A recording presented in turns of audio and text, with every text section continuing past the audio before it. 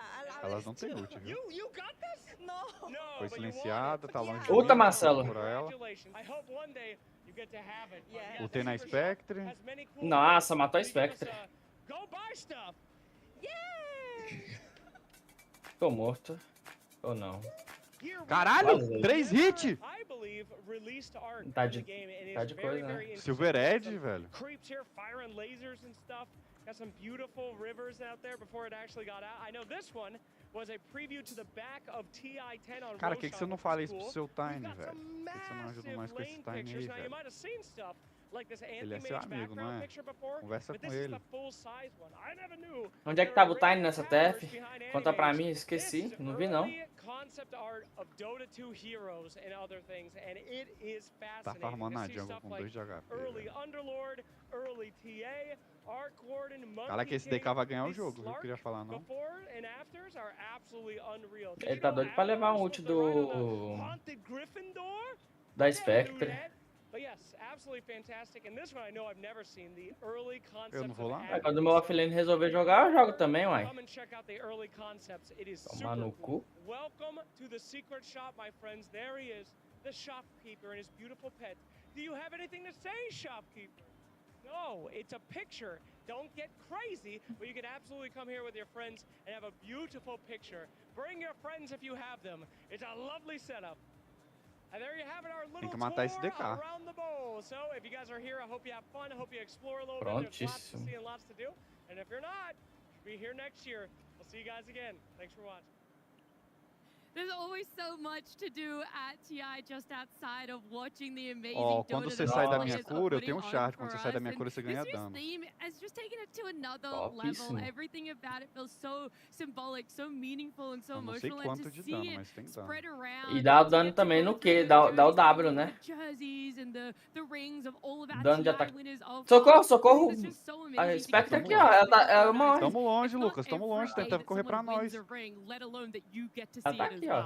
Yeah, I think the theming of this TI and sort of the celebration, the decoration of the arena has been really, really good. There's commemorative photos everywhere, and just these pictures of people lifting the Aegis, like that moment. So many moments. I think it's really special to just be walking around with all those pieces of history. It's very nostalgic and very cool. It's incredibly impactful. I mean, and you're saying back in Shanghai as well. This one's gonna have É burro, né? Se tivesse feito isso, você tinha te matado. Ia tirar o cara que salva todo mundo. Eu tanto estranho. Só me cura, né? Você tem, né? Pra te dar, no caso. This is one of my favorite places in the entire world. It's where I essentially feel like my Dota journey started. So it holds a very special place in my heart. Yeah, it's my first time in China, and it's such a cool thing to be here because in Dota's history, China has always been an integral part of it, from teams to Dota culture to the back and forth of, you know, the East versus West storylines we had for so long. And growing up being part of Dota and watching that, it's something that I've always wanted to do. It's always been a bucket list, so being here is so special. It has been amazing 2 weeks. Gastou coisa. In a way to get to experience. But if you guys have been here at the arena every day, grinding out what has been some phenomenal Dota, then maybe you've missed out on just how beautiful Shanghai is. Ó o Bane, ó o Bane. Ah, ele pegou lá, ó. Não vou nada. Tô sem ult. Shanghai for TI-15, on the hunt for statues of heroes and of course the Aegis of the immortals. Ah, é luz. O Bane eu tô em mim, o Bane eu tô em mim, o Bane eu tô em mim. Has it ever made you consider going pro, Ted? Nothing has ever made me consider going pro, especially my. Eu vou tirar o Bane dessa fight, velho.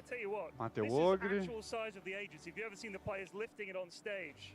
They're giants. Yes, your size grows relative to your Dota skill. It does indeed. It does indeed. These are Quanto tempo sua cura? Só pedir. Vem. Ah, então vou tancar aqui, ó. There's a gigantic jug balloon on the roof of one of the buildings here. We're going to see how Agora se tu em você, there is a Wind Ranger around us. There is a Wind Ranger. Don't let him hunt her down. We're going to see how many we can find in 30 seconds. Eu quero farmar. O que eu compro de item? And we'll get you some shots. And there's fans here taking pictures. This Scad, is né? Very muggy here today. It is humid. It's very tropical. I feel like I'm on holiday with my dad. Depende tem Eus, não? Eus DP, Eus. What about father? No, not father. No. Daddy? No, definitely not. Nossa. Não era pra recuar, velho. No. O cara saiu recuando farmando. No fim das contas, você não tem que correr mais rápido que a onça, só não pode ser o mais Mas você vai morrer igual aí. Morri do mesmo jeito, a onça tá muito bonita. Carry Pudge. A onça não tá perdendo boa, velho. Isso é só você recuar, velho. A onça tá forte. Nós tá zoando pra ela tiltar, velho. Mas a onça tá forte. Será que eles vão vir atrás de mim? Ô, Roshan. Eus, make Eus. You just need to make Eus. Só isso. Nomad, we got plenty more to find. Let's go. Let's have a look.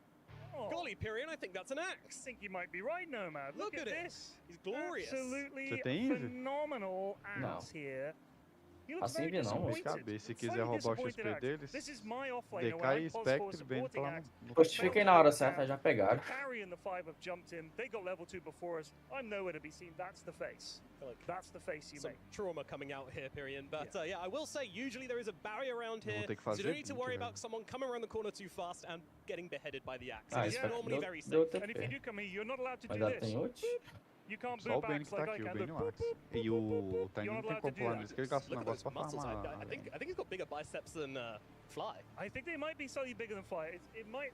I still think Saxa is taller than this. Yes, he is. He is. But Fly is swoller than this, I believe. Anyway, we got other statues to find. Nomad, are you ready? I'm ready. Let's go. What are we looking for next? Que custa, velho? Os caras, quando eu seleciono eles pegam o Action, né, velho? Stop. Look at the size of that jug over there, baby. Oh my That's the God, biggest jug I've ever seen coming over the skyline. It's massive. It's up on a... Eles estão bot, viu? O DK deu TP bot. A Spectre vai na ult, mas o DK tá sem TP por um tempo. E o Roshan? E o Roshan, como vem?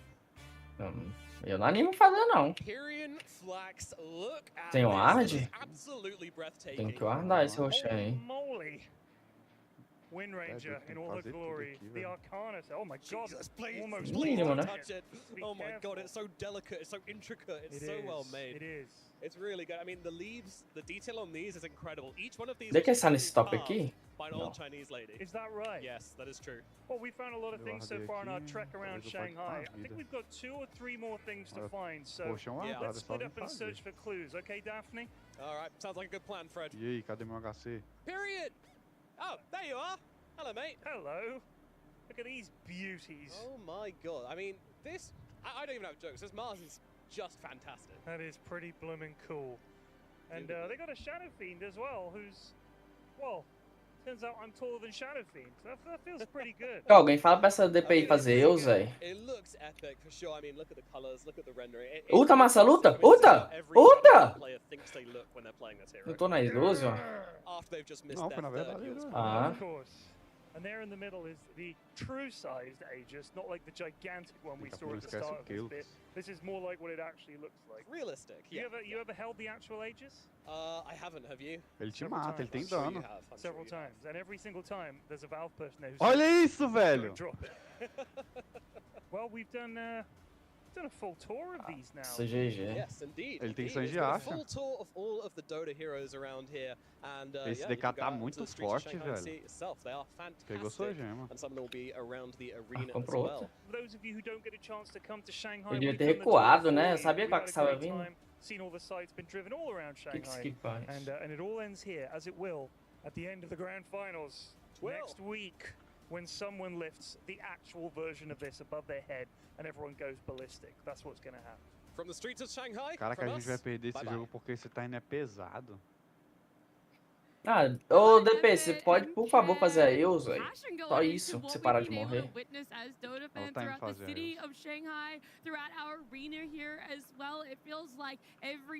E joga do lado do suporte, velho. Se o suporte tá do seu lado, você não morre, mano.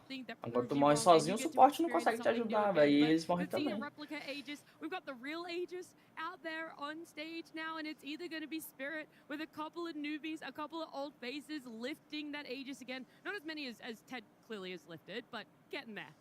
Yeah, it's a chance for the third. Right? No one's ever won 3 TIs as a player, only AOI as a coach and player, so it's the potential for a very special occasion. I remember before. Viu, você só precisa lutar em quem tá do lado do DK, viu? Ele tá de desola. That's a big deal, cementing yourself. Aparecer alguém do lado do DK, você luta, morre. A não ser que seja o Axe, né? It is. You know, it's a goal even higher than normal TI winning. And then on the side of Vision and Sanier, it would be so many new players getting to lift it. It feels like we're getting closer and closer to the triple digits, and you know, but we could potentially get that today.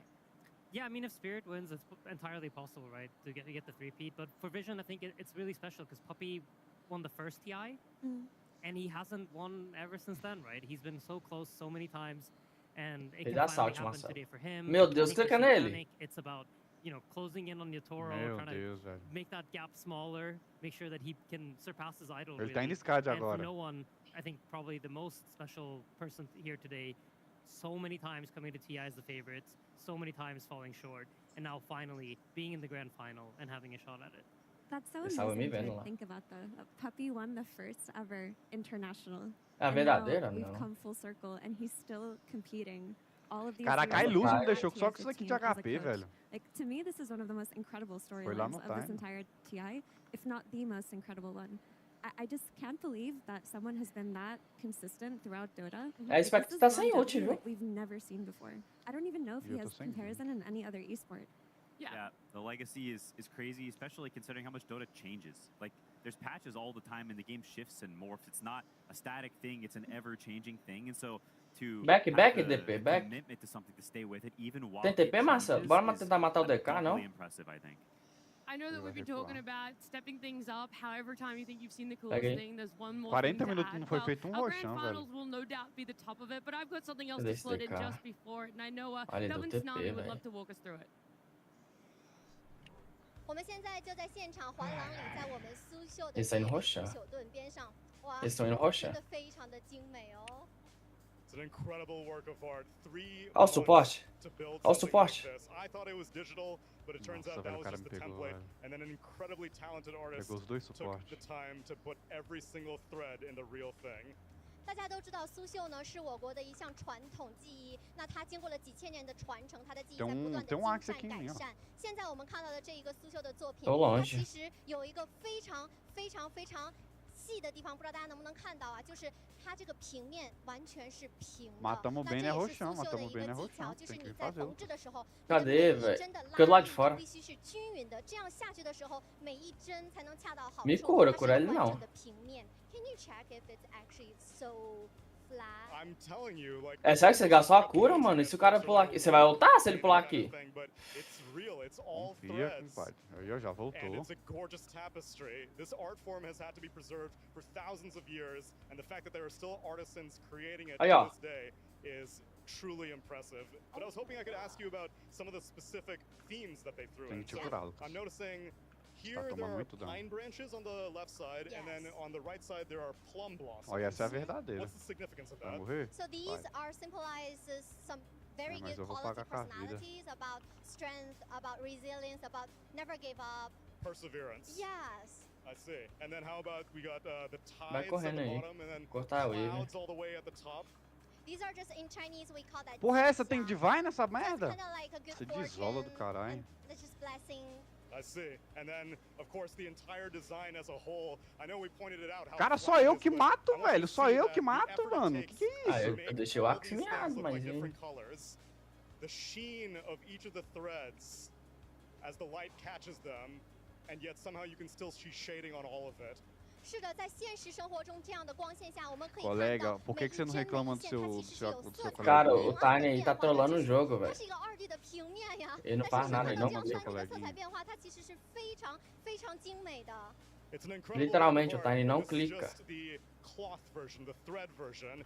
Tomorrow, we're gonna find out who wins the real thing on the stage. Por que você não reclama dele, 不朽 velho? 的盾，但是真正的不朽盾将由谁哪支战队举起呢？让我 O 们 cara tá 拭目以 de, 待。 tá de murchard, velho. Não faz nada. That is an absolute piece of Tentar pegar o art. Bane, It is foda-se. so beautiful to get to see it, but knowing even more that the amount of time put into this Não vai one matar o piece Axe. itself, you can't even fathom what it requires, but it's also 20 years of experience. Não, o cara já deu 2 being mega, put moço. Você tá into só what we got feliz to witness, mesmo. what we get to see and what we get to use as a means to celebrate it. And I love the motifs. We're talking about it. Resilience with good luck. And it reminds me really strongly of a quote that I love where it's luck is when luck is when preparation meets opportunity, and I feel like that is what is going to happen. The preparation happens before grand finals, and the opportunity is now presented for you, and it's going to feel incredibly lucky to stand Tava out sem there pulo. in Que front of adianta, né? everyone here at Shanghai and lift that Aegis in Sabia que não era 3 games, Roshan, velho. 4 or Entregamos o 5, jogo nesse whatever it Roshan. takes. Dava pra ganhar ainda. It's an amazing feat, and it's something that you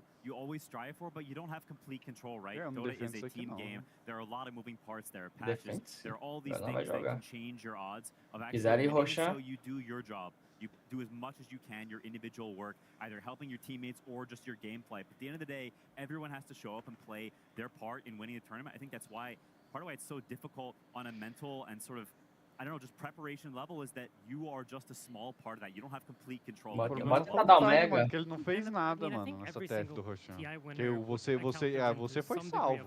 Sim. Ainda tirei a vida toda do Axe. É verdadeiro aqui, ó. Like us peaking and the other team maybe not peaking. Like there is always an element of luck involved in winning TI, and it's cool to see, you know. You just Bora, bate nas you're torres. not gonna win. We were alluding to no one's perseverance, his resilience as well. I mean, how poetic would it feel É a verdadeira. for this to be the one that he Link, tô finally longe lifts pra the caramba, Aegis você with? morreu. For him, we Vai, Ed, me mentioned bane, it. pô. So many times he's come in on the favorite team. So many times favorite teams in general have come in and fallen just that little bit shy. Entendi, o Ed não me baniu. Was one of those ones for them, and look how Não pode close usar they mais de were. aliado, não? It was a top 3 finish. They were literally one game away from making it to a grand finals, and it ended there. Tá This time dormindo, around, going through coitado. the upper bracket, you don't have that pressure, but you still have to face the jogo reality of a chato, grand velho. final of a best of 5. Você vai morrer. Yeah, I mean, especially the Ih, TI vamos não. 2017s and 2018s, these are the ones Tava that no CD, one pô. must really feel more than anything. Because if we look at his history as a player, he was known as the most scary mid laner in the world in that duration of time. Era pra esse When he spec was ter VP no one, morrido. when he was playing on that dominant roster, he was crushing everybody. Even our most famous and popular mid laners did not want to face him. If you listen to Miracle or Sumail talk Não about guardava him o back in the não, velho. past, Vocês que se they viram. always say, I don't want to lane against the VP no one. There were jokes about Miracle forcing Matu to play mid against That's not jokes. It's true. I've heard Matu say it himself.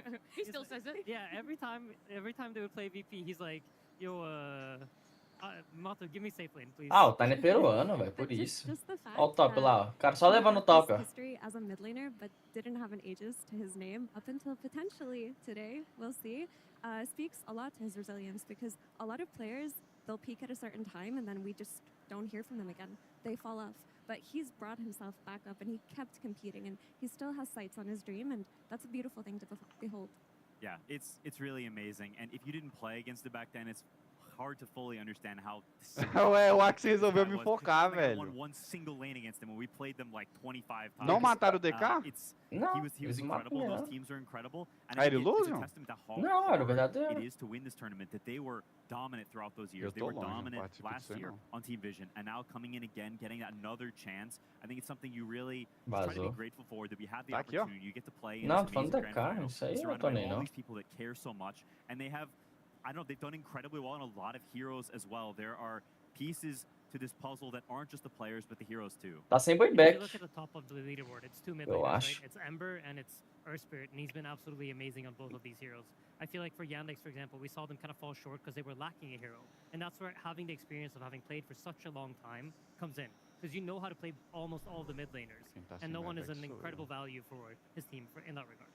And two of the standout heroes that Vision have been owning on to me are the offlane heroes that popped up, the Centaur and the Doom, and that brings me back to Notice and how much she's provided for the team, because the archetype of these heroes is very different. With Centaur, sure, there is a lot of farming and a lot of creep dragging going on, but initially you're playing for team fights, you're playing around the Stampede, you're looking towards map control, whereas with Doom, you're playing for late game scaling. Tá and sozinho aí, viu, Lucas? Vision Tomar has uma done both ultzona very da well. Spectre. We've seen them take over tempo, we've seen them pop off and just completely crush the enemy, and Ó o we've D- seen ó Ó o o them DK atrás de vocês. very end and win off of their scaling.